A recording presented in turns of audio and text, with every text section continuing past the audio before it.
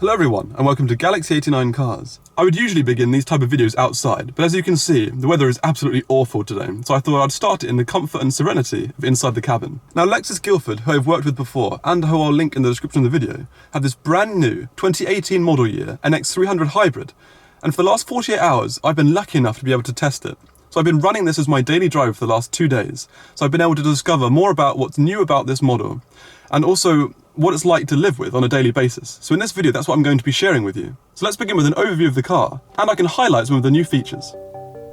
The front and rear have been aesthetically redesigned with the new multi-slat black grille centrally and new, brighter headlights that I will focus on more later.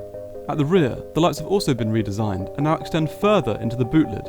And inside, the car receives the new infotainment system and larger screen. Despite these changes, the power unit is generally the same. Rear electric drive motors and a 2.5 litre inline-4 petrol engine in this Premier model that produces 194 brake horsepower and a 0 to 62 mph or 100 km/h time of 9.1 seconds. However, the F-Sport version gets a turbo and produces 235 brake horsepower with an acceleration time reduced to just 7 seconds.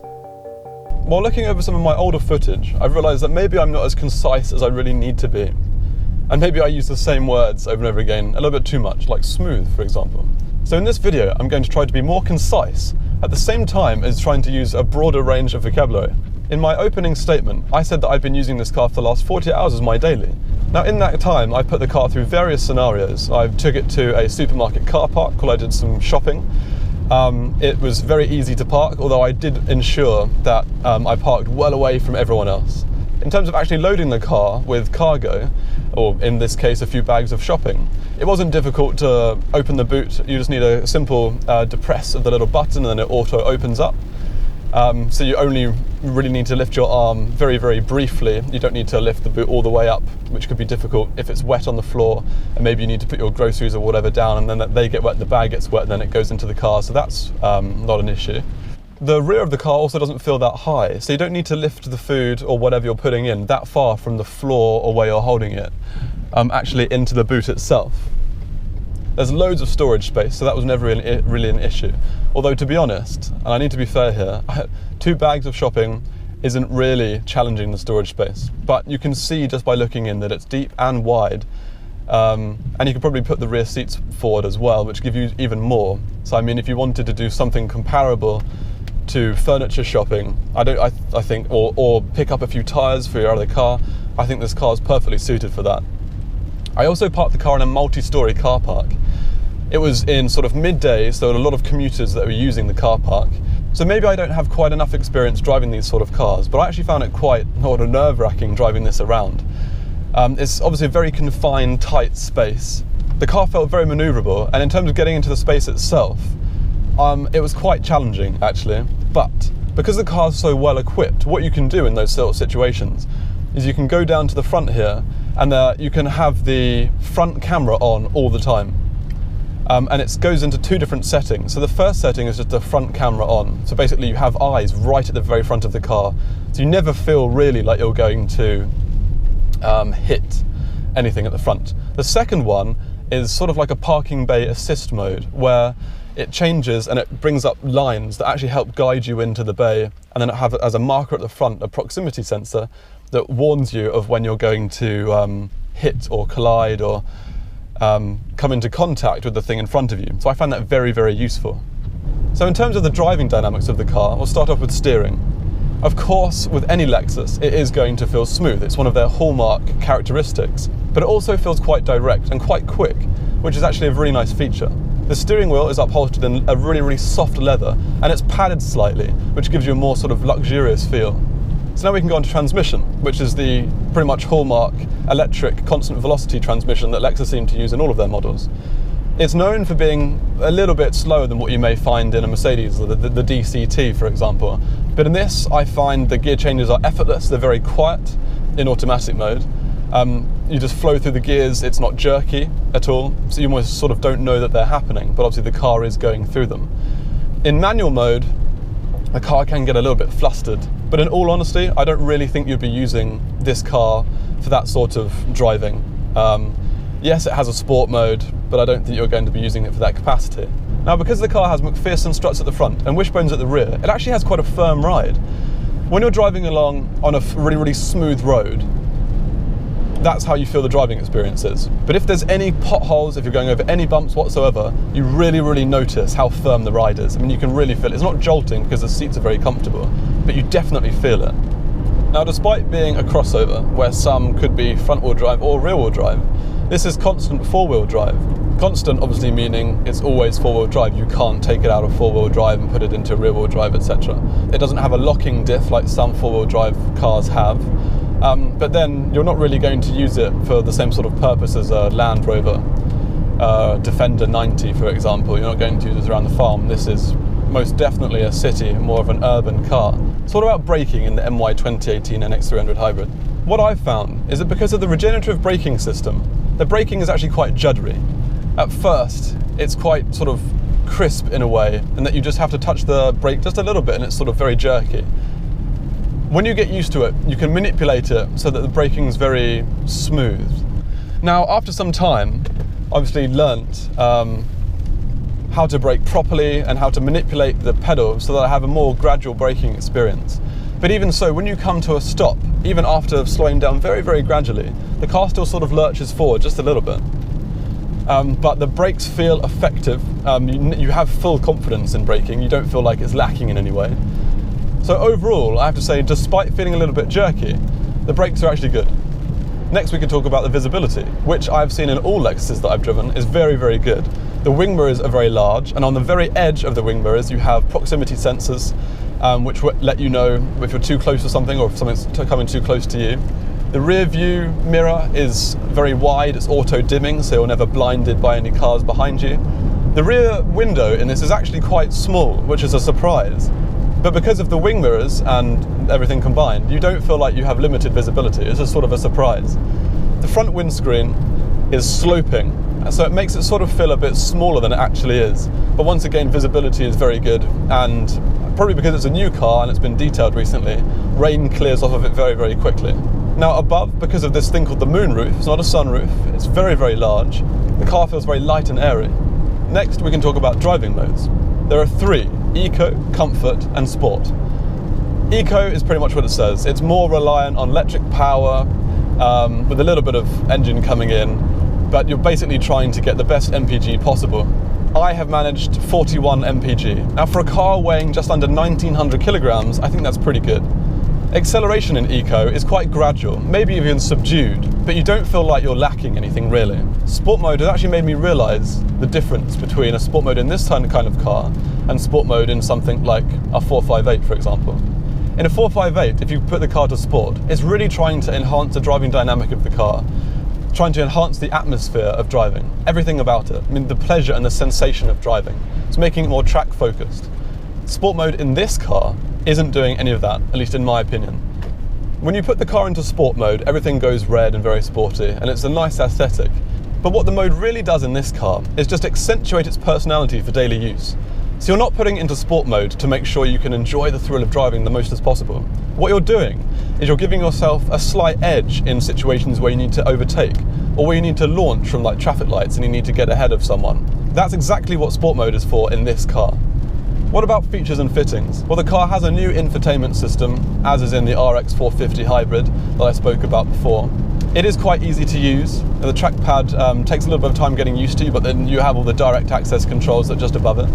But the car feels very well equipped. I mean, the car has lane tracking assist, so when you're like maybe overtaking or getting too close to the edge of the road or the boundary, the wheel starts vibrating a little bit to let you know. You have this infotainment system with a very, very good DAB digital radio. You have the Mark Levinson 14-speaker surround sound system, which actually has very good crisp, or maybe even a little bit tinny audio quality, but still very, very good. The seats, as in every single Lexus I've ever driven, are extremely comfortable. You just feel like you can just sit back in them. There is good lumbar support, but it's still comfortable. It's not firm in that sort of uncomfortable way. It just feels supportive. It has a wireless charging port for devices that have appropriate connectivity. So you could put your phone in there and it can charge it wirelessly. All of the controls in the central column feel quite easy to reach. You can change driving modes very easily. If you put your arm on the central armrest in the middle, you can very easily use the trackpad and navigate through the different menus. And as soon as you get used to having to tap twice and scroll through the different options and where they are, everything is very easy to use. Everything comes on just as you want it, and actually the buttons have a very nice feel. And what I found in particular, in terms of the feel, are the stalks. They have this sort of, it's hard to explain, almost like a sort of a matte feel. Sort of like a very high quality sort of rubber in a way, and they sort of hold this, coldness that makes, I don't know, for me at least, and it makes it more sort of luxurious in a way. I don't know if that's a strange thing to say, but that's just my view on it. In the car, everything has a very premium feel. The leather's all very good, high quality, everything's finished really well, the contrast stitching is done very well. The only negative I can say is the central column area right here under the camera is maybe still a little bit dated. They've done a very good job with the steering wheel, but the sort of plastics that they've got and the layout and some of the things, they're coming on really, really well in comparison to older models. But there's still a little bit to go in terms of maybe Audi, for example. But it's still very, very good. When you put the air conditioning on, it comes on very quickly. This has a dual zone climate control. So you can do it manually through the buttons here, or you can do it electronically through the screen. You really feel like you can control the areas separately. So I mean, I've been having this area pretty much on high the entire time. In terms of using the buttons manually, I think that maybe they could go a little bit quicker. You having to sort of push it up each time or just hold it down doesn't climb quite as quickly as I'd like it to. Maybe that's just because I'm an impatient person. But it gets there eventually. It's not necessarily slow, but it just could be quicker. But in terms of the air conditioning itself, the demist function is very, very good. It's very effective. And just the cabin in general, it warms up or cools down very fast. And briefly, I'll touch on the lights. So they're auto, they come on automatically. The main beams have been increased in size for this model year. The level of illumination when you put the full beams on during a dark evening is incredible. I was testing it out last night when I didn't have my camera with me, and unfortunately it's day now, so I don't have the opportunity to show you. And I was driving anyway, so it would have been hard. But when you're driving along and you put the main beams on just to sort of illuminate the way, it's a staggering amount of illumination. I mean, it's like you have some sort of strobes attached to the front of the car. The car appears to be very well sound insulated. It's very, very quiet in here. Now that could just be because it's a hybrid, which of course deadens any sort of engine noise. But I mean, you don't hear much road noise. You hear barely no wind noise whatsoever, despite being sort of an SUV. You can only just hear the cars outside. And even in sport mode, because this car is powered by a 2.5 litre inline 4, it's not actually that loud. I mean, I'll see if I can demonstrate it here. If I go into sport,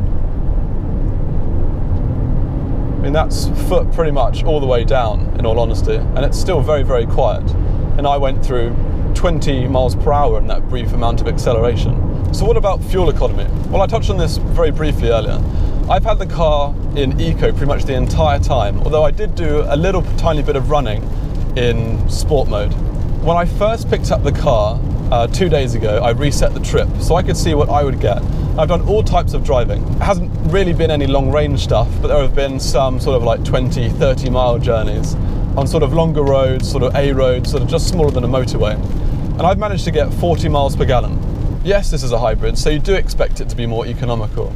But 40 mpg for a car that's just under 2 tons is very good in my opinion. So the car has a 67 litre fuel tank. And in the 2 days I've been running this as my daily, I may have done about 150 miles in it, just in eco, a couple bits here and there in sport. I've used just over a quarter of a tank. In 2 days of running this car, and 150 miles, that's all I've used. So I mean, you could easily get 600 miles out of this car with the full tank, and if you run it in eco, which I think is pretty good range. Now the only thing on my mind really that's negative about this car is that Lexus have made it in some way have a bit of a confused personality. Other than the F-Sport, this is pretty much the premium NX in the range. Just like any other Lexus at the moment, they have a very, very aggressive dynamic aesthetic with all the acute angles and sharp lines. Now that's fine, but when you try and put like the sport mode and sort of things in this car, it sort of confuses its personality a little bit. In my opinion, no one is going to be buying sort of a luxury car of this type to necessarily enjoy the driving experience. You're driving it because you want it to be luxurious, you want it to be comfortable and practical. and just very easy to drive. So having the sport mode and having all the dynamic red lighting and stuff is a little bit unnecessary, in my opinion, because it doesn't fit with the personality or the purpose of this car. This car fits its purpose perfectly. I mean, it is very comfortable, very practical, extremely easy to drive, very good visibility. I've got a little bit of a problem with the key. This is like a £40,000 car, and the key's nice, and there has some design thought that's gone into it. But maybe if they used a bit of leather, with the same design, it would have felt more premium. But you know, when you go into your pocket to get your key out, you want that sort of more premium feel for this, because you're getting into a premium car. And maybe I'm just a pedant, but I'd quite like to see that in the future. So in conclusion, what do I have to say about this car? The car is very well equipped, has a lot of assistance with parking, it has a top-down view, rear view, front view, and it does this 360 thing as well, where you can check around the car, which is very good. Like I said, it has the lane tracking assist. It's got loads of different safety features. But this particular Lexus, it doesn't feel like an old man's car type of thing. It doesn't feel like something you would only be able to find at a golf course. I mean, I'm 28. I'd be very happy to own this Lexus. I mean, the whole experience of driving this car is very simple right from the start. You just keep the key in your pocket, you walk up to the car realizes that you are in range. So little lights come on at night, so it sort of illuminates the door handles, which I think is a really nice touch. You can then open the door, keyless go, keep the key in your pocket, press the power button, simply put the car into drive, and then go. I mean, there's not much more to it. And because there's only 2 pedals, I mean, your left leg does get a little bit bored sometimes, but if you're trying to commute or you've got sort of simple errands to run, this is a very good car to do it in. And because it's a crossover, it doesn't feel huge, doesn't feel lumbering. It still feels quite nimble. So overall, I have to say I really rate the new NX300 Hybrid. If you'd be interested in getting a crossover, I would definitely say that this easily competes with a GLA or a X2 or X1 or X3, that sort of range. So before you go and look at those, definitely 100% give this a try. So anyway, I hope you've enjoyed this video and that it's been informative. Please subscribe for the latest content, and until next time, thanks for watching.